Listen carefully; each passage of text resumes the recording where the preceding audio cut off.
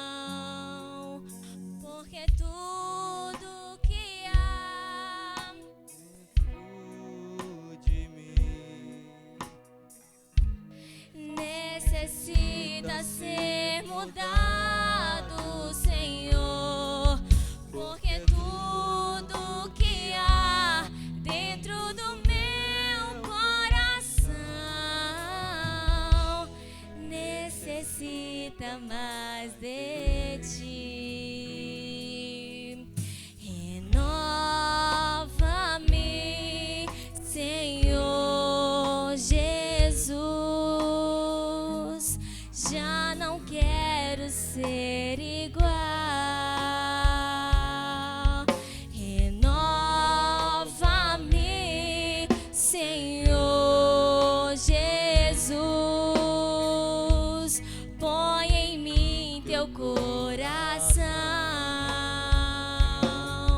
porque tudo que há dentro de mim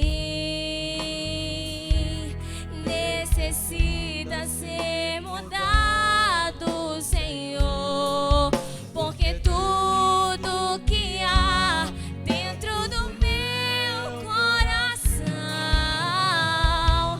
necessita mais de ti. Necessita mais de ti. Amém. Sim.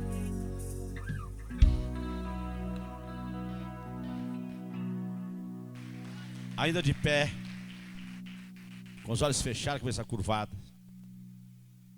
Vamos ver o pastor geral nessa manhã com a palavra de revelação da parte de Deus. Senhor Deus, usa teu filho como tem usado sempre, mais uma vez nessa manhã. Cubra ele com a tua graça e a tua unção. Revela os nossos corações nessa manhã. Traz o teu ungido que eu te peço em Cristo Jesus. Amém.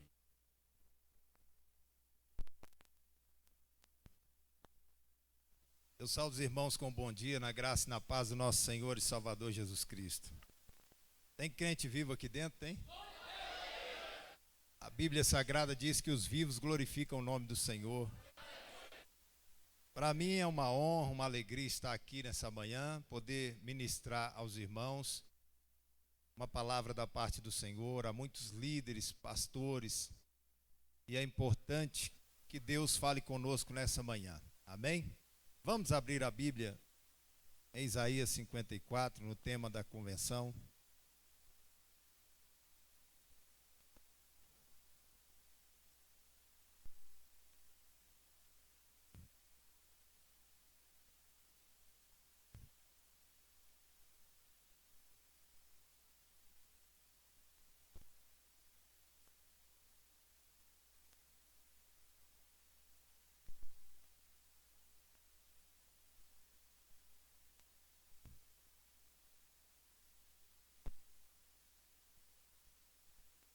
Quem encontrou diz amém. Quem não encontrou ainda, diga vou encontrar. Ainda tem gente procurando. Isaías capítulo 54. Nós vamos ler do verso 1 até o verso 4.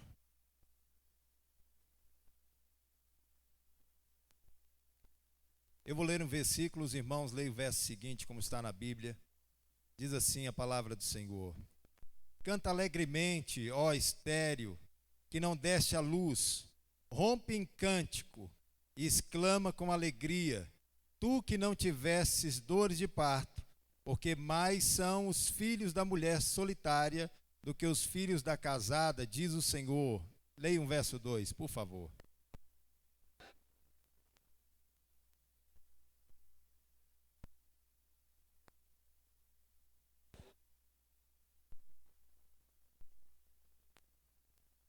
porque transbordarás para a direita e para a esquerda, e a tua descendência possuirá os gentios, e fará que sejam habitadas as cidades assoladas. Verso 4.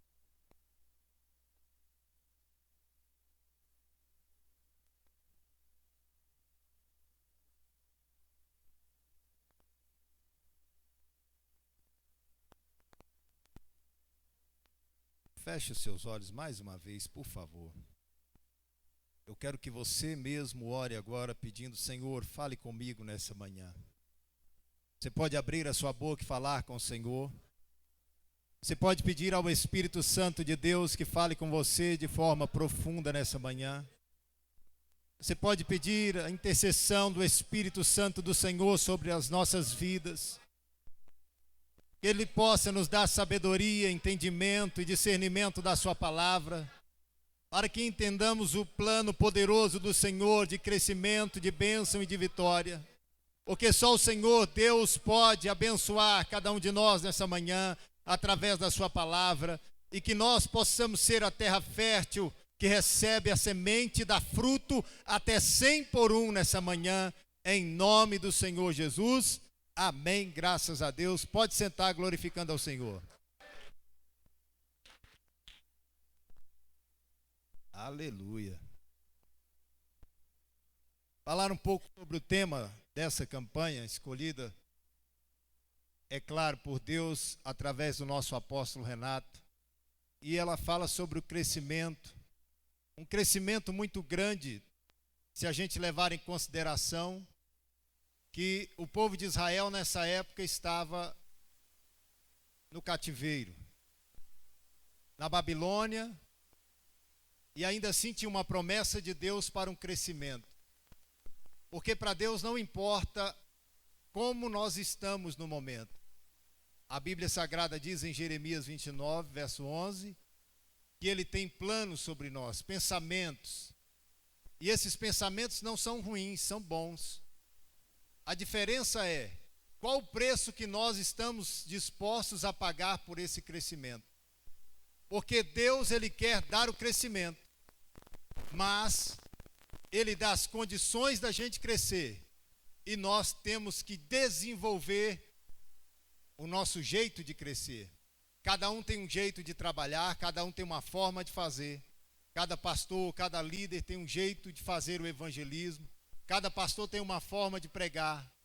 E cada um deles vai utilizar das suas ferramentas para fazer o crescimento acontecer.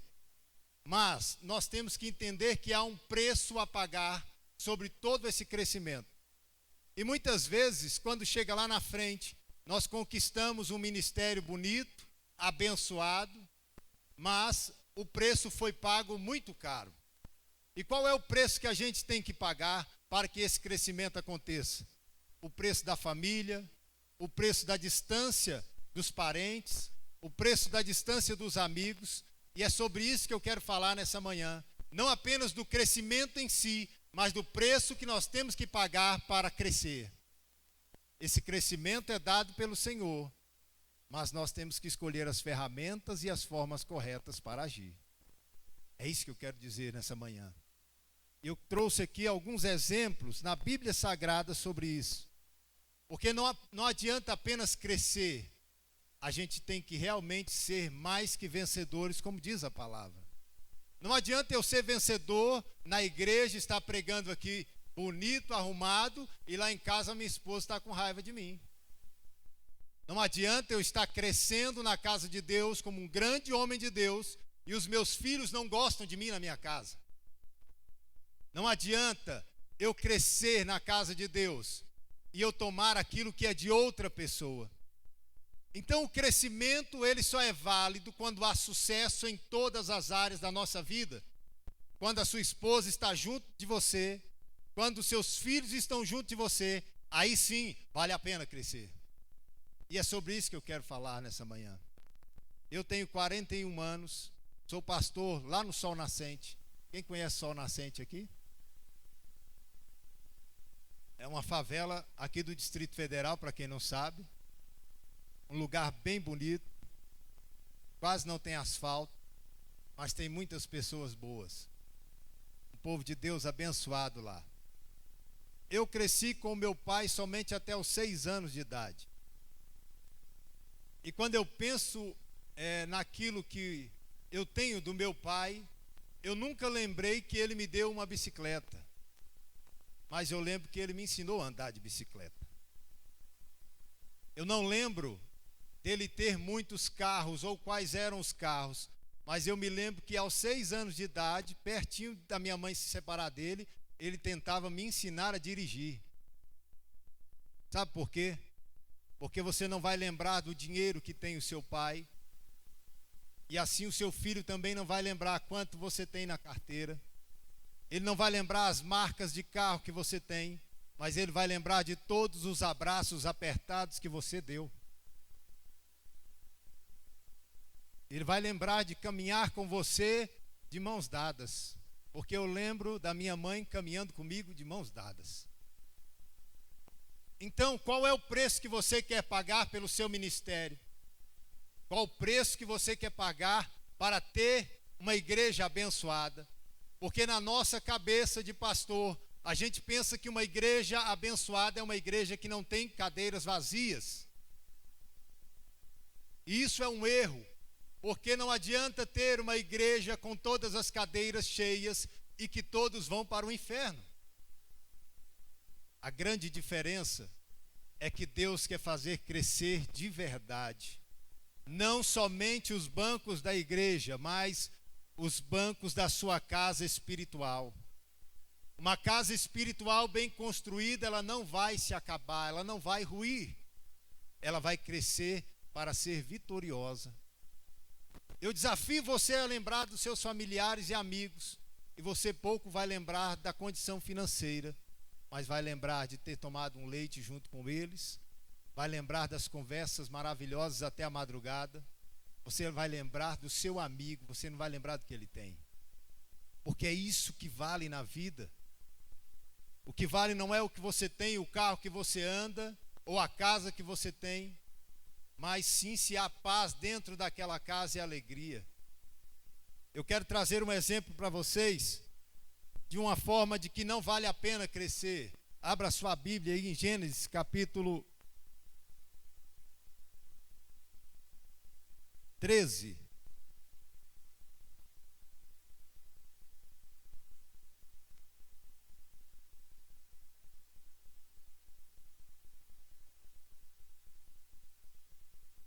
Gênesis capítulo 13,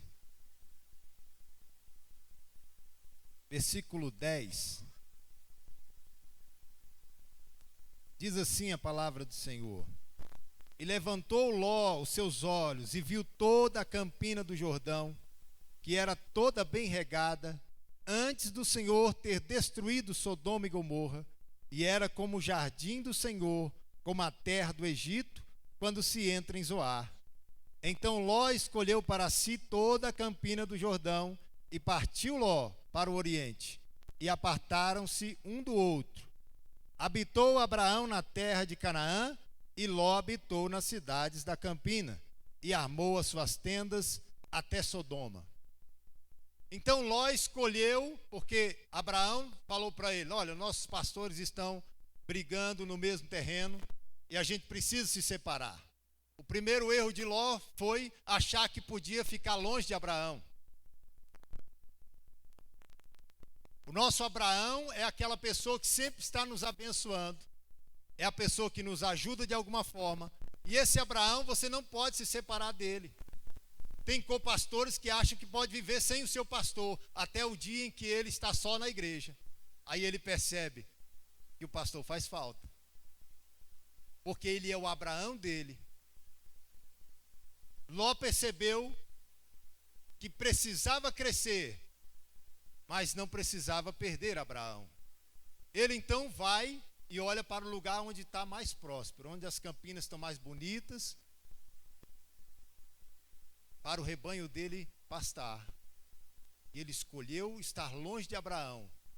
Problema de Ló: além de escolher estar longe de Abraão, ele escolhe ir para Sodoma e Gomorra, cada vez mais distante. Então há dois problemas aí: o problema de estar longe de Abraão, que é o abençoador, e o problema de estar longe de Deus. Porque cada vez que ele se afastava de Abraão, ele entrava em Sodoma e Gomorra, uma cidade perversa que estava distante do Senhor. Então não existe crescimento bom se você estiver longe daquele que te abençoa e estiver longe de Deus. Se Deus não estiver no teu crescimento, foge dele. Eu digo para as pessoas, normalmente, o inimigo coloca muitas situações boas na nossa vida enquanto a gente está em precisão. Quando a pessoa está desempregada por muito tempo, aí surge uma vaga de emprego para ela.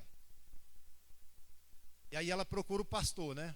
Pastor, surgiu uma vaga de emprego, eu não posso deixar de ir. Como é que é essa vaga de emprego, irmã? Olha, pastor, eu vou ter que trabalhar de 8 até as 11 da noite. De 8 da manhã a 11 da noite. E só tem uma folga por semana e eu não sei qual dia que é. E aí o pastor já sente no coração, isso não é de Deus. Porque se Deus abre uma porta, você acha que Ele vai abrir uma porta para você estar longe dEle? Mas as pessoas estão necessitadas mais pelo seu dinheiro do que pelo seu Deus. E aí elas vão se distanciando de Deus através das suas decisões. E ela pensa, eu preciso colocar comida na minha casa. E esquece que se ela buscar o reino de Deus em primeiro lugar, todas as outras coisas serão acrescentadas. Nós erramos nisso também, vamos distanciando cada vez mais do Senhor. Pastores também erram nesse sentido. Eles deixam de orar e começam só a visitar. Deixam de preparar uma palavra e vão direto para o altar. Vão se distanciando de Deus e correndo para o crescimento ministerial que ele acha que está crescendo. Esse é o grande erro nosso. Para crescer, nós precisamos ter um Deus, porque João capítulo 15, verso 5 diz, sem mim, nada podeis fazer. Nenhum crescimento acontece de verdade sem Deus. Todo crescimento sem Deus é enganoso. Todo emprego sem Deus é enganoso. Toda conquista que você tiver sem Deus, ela é enganosa, porque um dia ela vai cair por terra. E você vai ver que não fez verdadeiramente nada. Ló correu para a sua conquista e deixou Deus. Não vale a pena. Enquanto isso, Abraão estava perto do Senhor. Ele não escolheu qual era a campina, ele não escolheu qual era o lugar, mas ele escolheu ficar com Deus. E a Bíblia Sagrada diz que Abraão só crescia. E o Senhor aparecia para Abraão e dizia, eu confirmo a minha aliança contigo. Deus quer confirmar alianças conosco, mas nós precisamos confirmar que queremos um Deus ao invés da bênção, queremos um Deus ao invés do carro, queremos um Deus ao invés de uma igreja cheia, queremos um Deus ao invés da destruição da nossa família, porque é assim que Deus faz crescer. Ele cresce tudo que está à sua volta quando nós colocamos Deus em primeiro lugar na nossa vida. Esse foi o primeiro exemplo. O segundo exemplo que eu quero trazer está em 1 Reis, capítulo 21.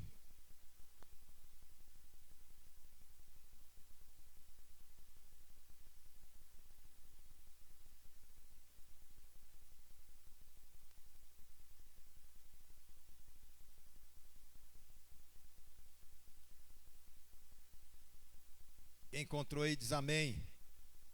Tem um povo bom de Bíblia aqui, tem? 1 Reis, capítulo 21, verso 7. Diz assim a palavra do Senhor. Então Jezabel, sua mulher, lhe disse, governas tu agora no reino de Israel? Levanta-te, come pão e alegre-se o teu coração, eu te darei a vinha de Nabote, o jizreelita. Amém? Essa passagem, a maioria dos irmãos conhece, é a passagem da vinha de Nabote, do rei Acabe, em que ele deseja aquela vinha. Ele quer para ele aquela vinha que era do Nabote. E aí ele vai até o Nabote, e o Nabote diz, não, minha vinha eu não dou, eu não vendo, não troco, é minha. Então, Acabe fica triste, ele é o rei de Israel, ele tem várias terras, ele tem muita coisa, mas ele quer aquela vinha. Então o primeiro alerta que fica aqui é, não queira crescer sobre as costas de ninguém. Porque o crescimento daquilo que é de outra pessoa não é crescimento, é inveja. Quantas vezes nós olhamos para o carro do outro e dizemos: esse carro ali é que eu queria. Mas você tem exatamente o carro que Deus quer que você tenha. Se você estiver fazendo aquilo que Deus mandou, de verdade, porque a gente tem um negócio chamado opinião. Quem tem opinião aqui? Só eu? Todo mundo tem, né? Esse negócio de opinião é um desastre. Porque com Deus não tem opinião.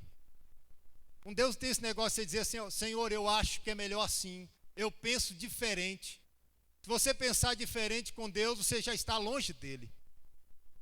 E quando nós queremos algo que não é da vontade de Deus, a gente está longe de Deus também. Acabe queria a vinha de Nabote.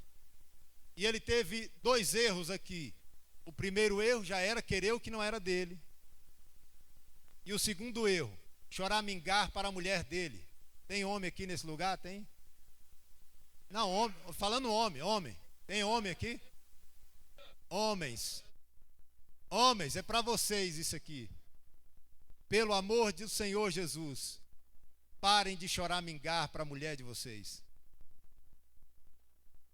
Eu vou dizer por quê. Eu sei que as mulheres estão aqui. Pode ser que vocês discordem do que eu vou dizer, mas é a realidade.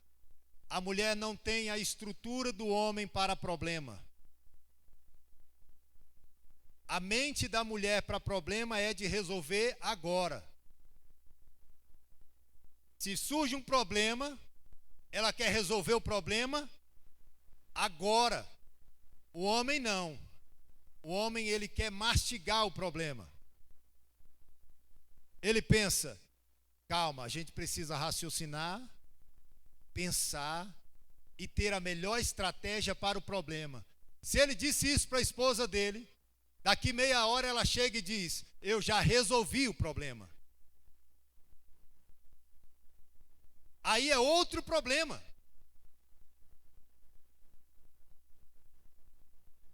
Acabe foi dormir e a esposa dele viu que ele estava triste. Choramingando para a esposa. Você está triste, meu bem? Eu quis comprar a vinha de Nabote, ele não quis me vender. E é tudo que eu quero na minha vida é aquela vinha. Aí ela disse: pode deixar comigo. A vinha é sua, pode considerar sua. Porque a mulher, ela age de forma emocional. O homem, ele age de forma racional. Por isso que um completa o outro. Eu não estou dizendo que ninguém tem defeito aqui, além desses que eu estou dizendo que é real. Se é que você me entende. Um complementa o outro, o raciocínio complementa a emoção.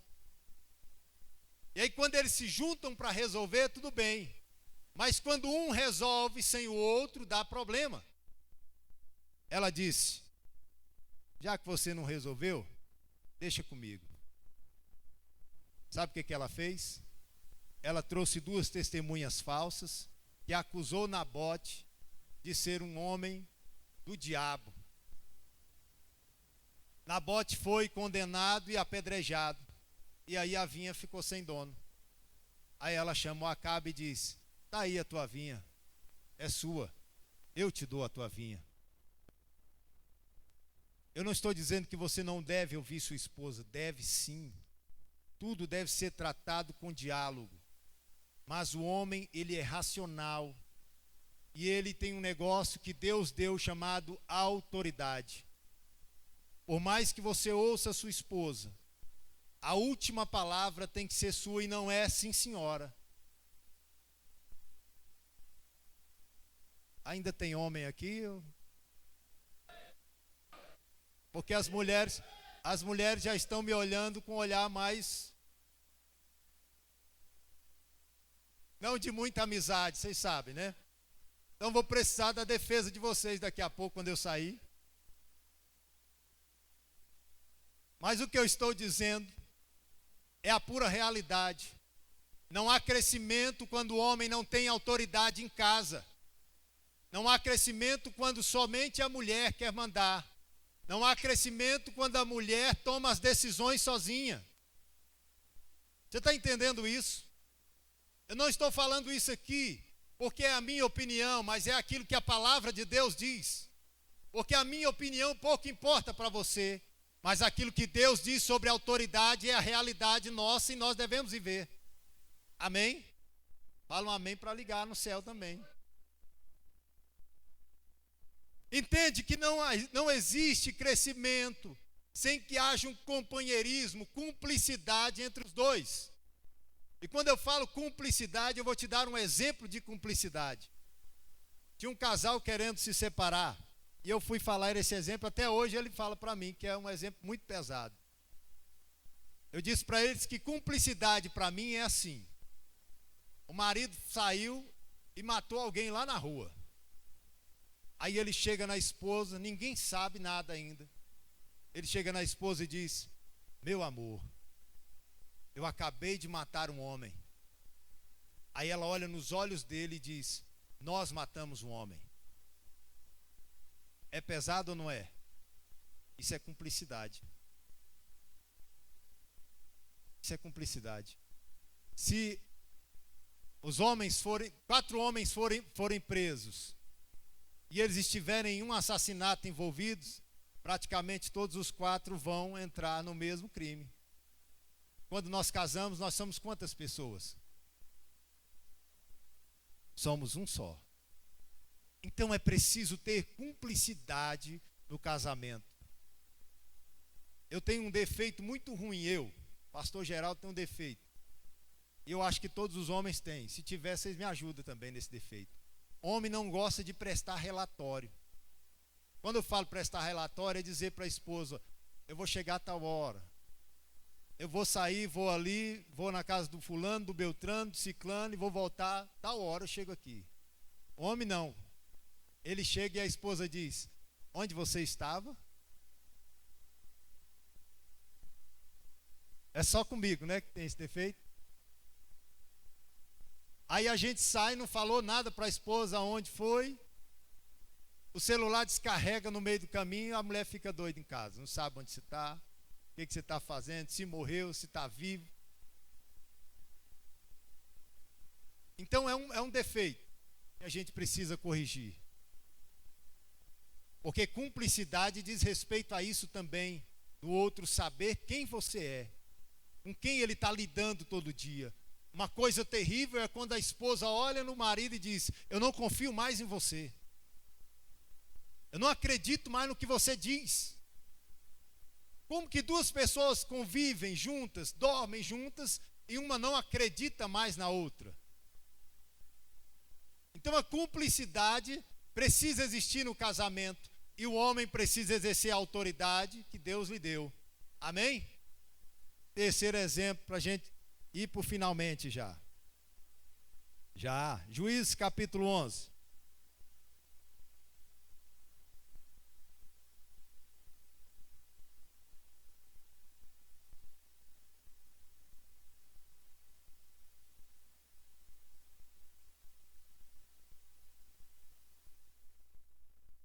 Juízes capítulo 11.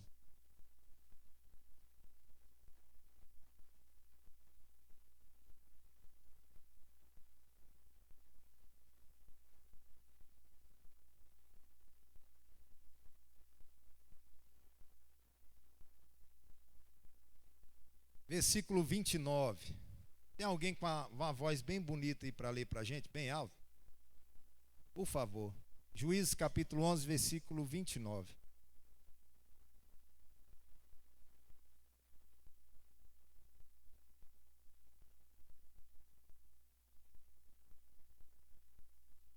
Apareceu nenhum homem, não? Vai ter que ser eu mesmo.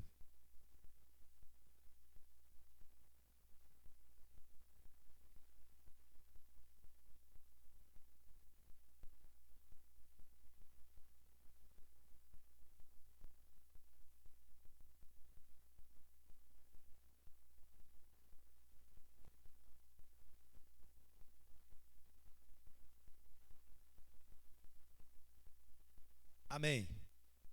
Diga assim: eu sou cheio do Espírito Santo de Deus. Você não falou com convicção, não, falou? Pode bater no seu peito e dizer: eu sou cheio do Espírito Santo de Deus. Você ainda crê que Deus capacita? Que Deus dá vitória?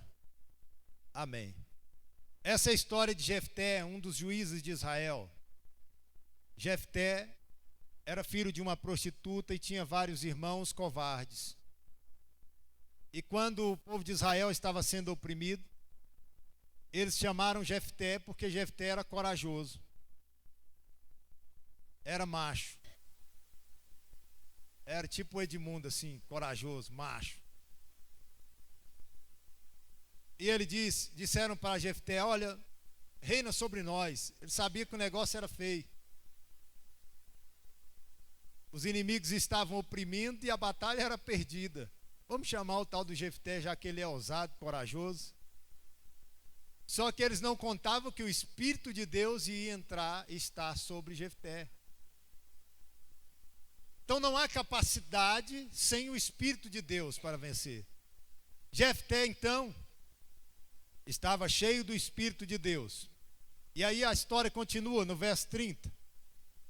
E Jefté fez um voto ao Senhor e disse: se totalmente me deres os filhos de Amon na minha mão, aquilo que saindo da porta de minha casa me vier ao encontro, voltando eu dos filhos de Amon em paz, isso será do Senhor e eu oferecerei em holocausto. Eu quero que você repita isso que eu vou dizer agora. Diga assim: se eu estiver cheio do Espírito Santo de Deus, eu não preciso de mais nada. Agora eu quero entrar naquilo que é o mais importante dessa manhã. A qual preço o seu ministério tem crescido? Jefté estava cheio do Espírito de Deus, mas ainda assim, ele fez um voto tolo. Quantos votos tolos nós temos feito por um crescimento que não precisa ser nosso, e sim de Deus? Quantas vezes você sacrifica sua família por causa da igreja? E quando eu digo sacrificar, não é simplesmente eventos da igreja, é pelo seu ego mesmo. Quantas vezes você poderia estar com seu filho, mas você escolhe não estar com ele? Isso não é somente na igreja, mas até em casa. Quantas vezes nós sacrificamos o nosso filho pela Netflix? Sacrificamos o nosso filho pelo WhatsApp, pelo Facebook, pelo Instagram e tantas outras redes sociais que há. Porque toda vez que você deixa de estar com o seu filho ou com a sua família no tempo que tem, você está sacrificando eles com um voto tolo. Todo trabalho que te tira da sua família totalmente é um trabalho tolo. Porque sem a sua família você não é nada. Você nem existe. O seu nome não é o seu nome de verdade, é o seu sobrenome, se você não sabe. Quando as pessoas vão dizer sobre você, elas precisam saber de onde você veio. E você só veio de uma família. Mas quando nós começamos a crescer financeiramente, ministerialmente, a gente começa a esquecer que tem uma família. A gente vai deixando a mamãe de lado. Qual foi a última vez que você foi visitar a mamãe? Levou uns 2 quilos de carne. Não é só filar a boia não, tem que levar uma carne também. Aí chega lá, só fila a boia da mãe. Ou vai quando não tem tempo aqui na convenção, ou não tinha dinheiro nem para almoçar, e vai lá na casa da mãe, encerrar o almoço. Eu estou falando para você que Jefté, ele estava cheio do Espírito Santo de Deus, mas a decisão de sacrificar a sua filha foi dele e não de Deus. Deus não interveio para que ele sacrificasse a sua filha.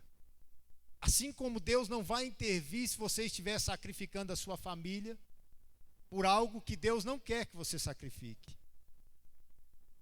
É claro que nós temos os dias de jejum, de oração, de visita, de palavra, de tudo isso. Mas tem que ter também o tempo da sua família.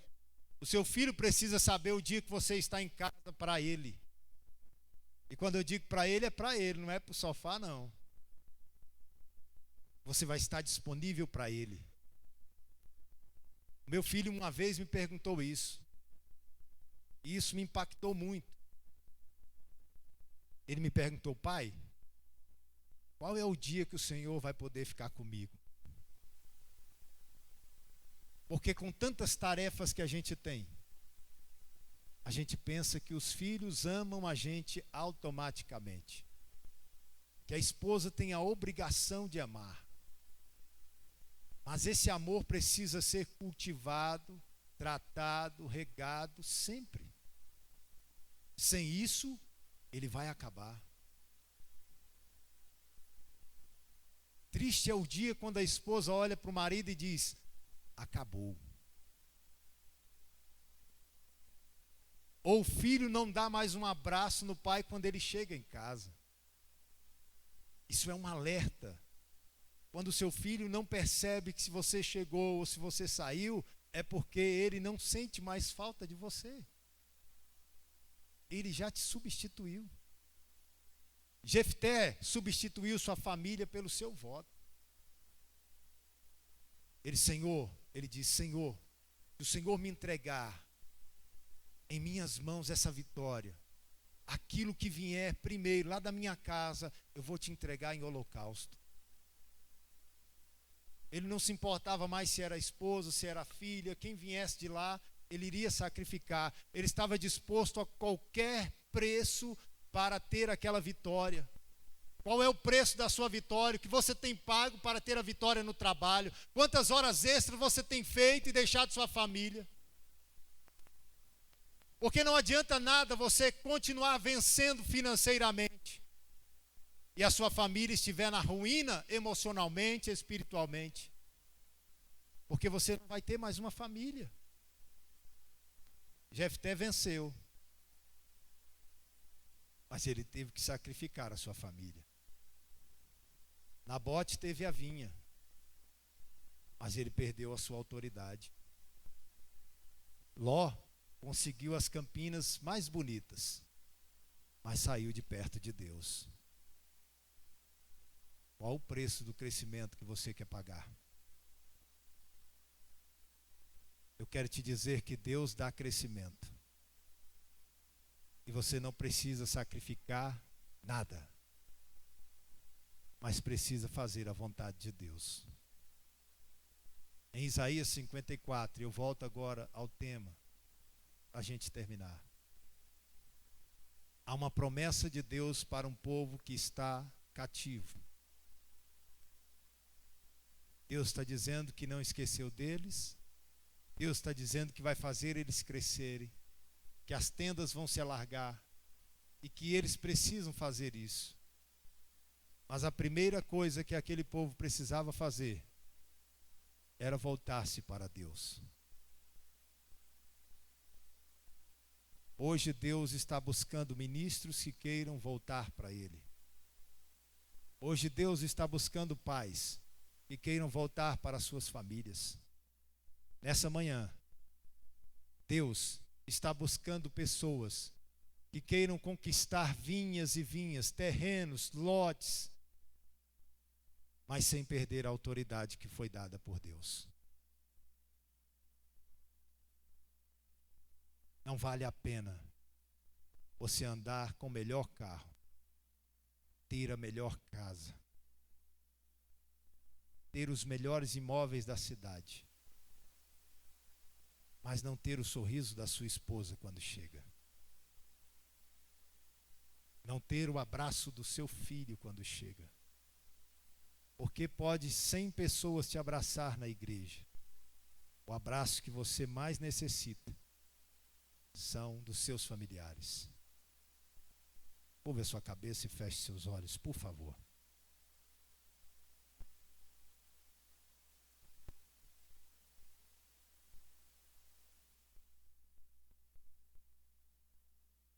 É Não há ninguém perfeito aqui nessa manhã. Não há ninguém aqui que pode fazer alguma coisa sem Deus. Mas se Deus colocou essa palavra no meu coração, e foi Ele quem colocou, há pessoas que precisam hoje reatar com seus filhos, reatar com o esposo ou com a esposa, reatar com Deus de verdade. Estar com Deus não é ter opinião, é ter Deus. E Deus está nos convidando hoje, porque Ele não invade o coração de ninguém. Todos aqui têm um chamado. Todos aqui têm um propósito diante do Senhor.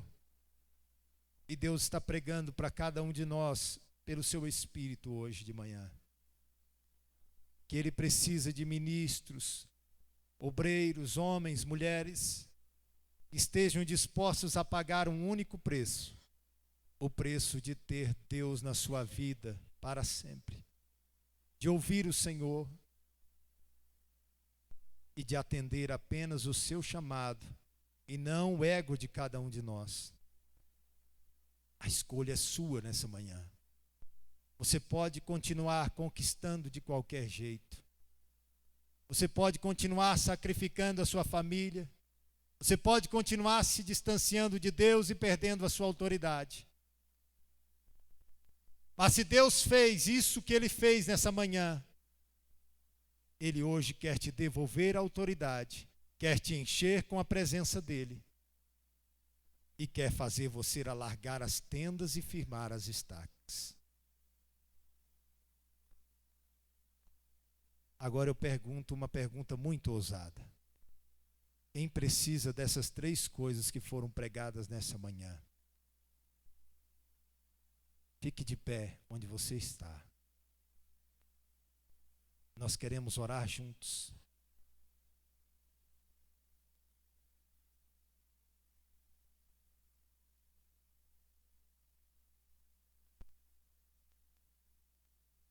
Com seus olhos fechados ainda, por favor.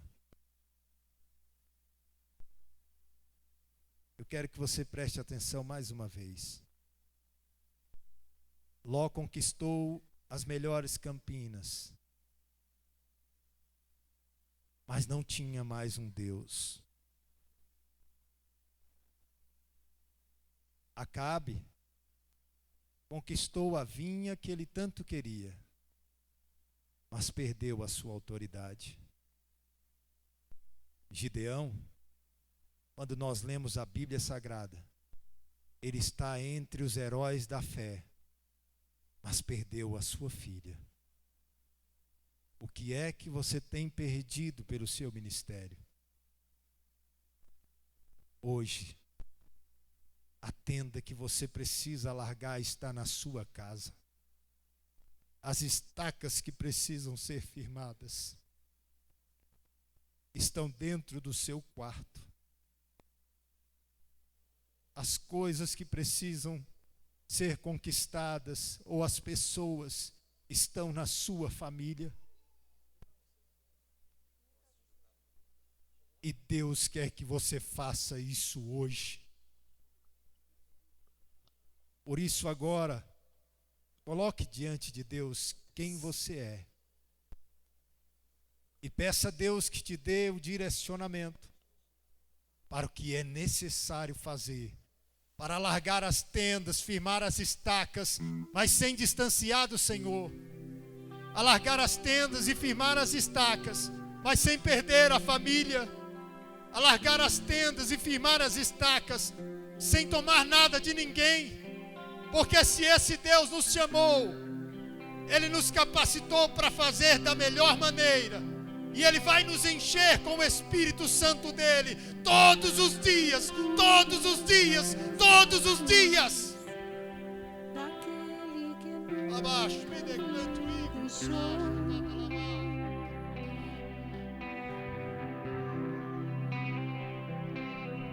busque a presença do Senhor agora.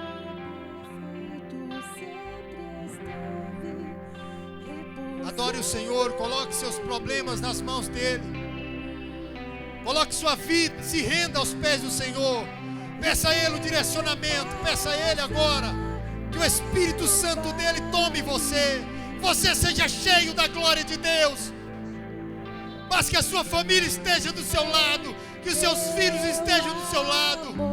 Que a sua esposa esteja de mãos dadas com você. Que és aquele que me guarda. Me guarda. Aleluia.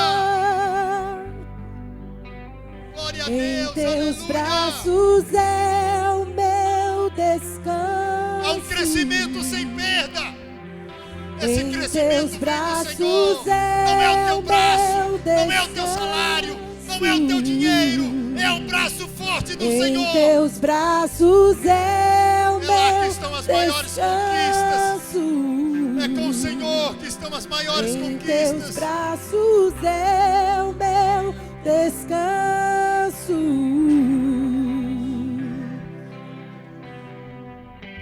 Seguro Peça estou perdão a nos Deus pelo seu braços descaso. daquele Peça perdão aos que seus nunca familiares. me Não deixou. seja apenas mais uma palavra, mas que isso possa impactar o seu coração. Que o Espírito Seu Santo de amor Deus que te trouxe aqui perfeito possa sempre te conduzir até a tua esteve esposa, o teu esposo, repousando conduzir até os em teus filhos. mim. Que hoje você seja um grande abraço da sua família. E se eu passar Glória a pelo Deus, aleluia. vale, acharei conforto em Adore ao seu Senhor. Se derrame no amor, Senhor. pois Se eu entregue sei nas que mãos do és aquele que me guarda, me guarda.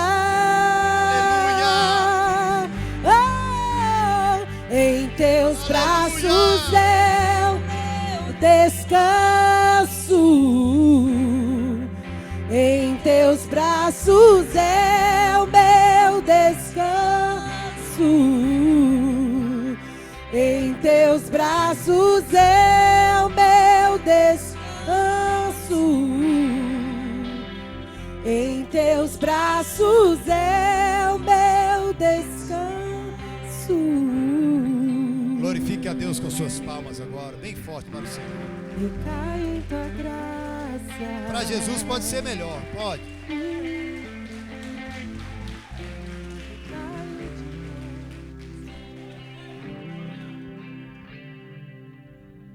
Agradeço a Deus por essa rica oportunidade. Deus abençoe os irmãos. Passar aqui para o Bispo Arnaldo. É o Senhor. Quando fica assim é o Senhor. Tem uma palestra para casais, se não estiver enganado ainda.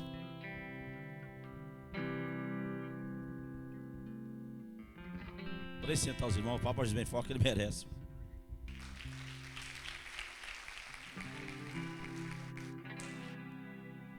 Quem foi abençoado, diga amém. Sou gerador.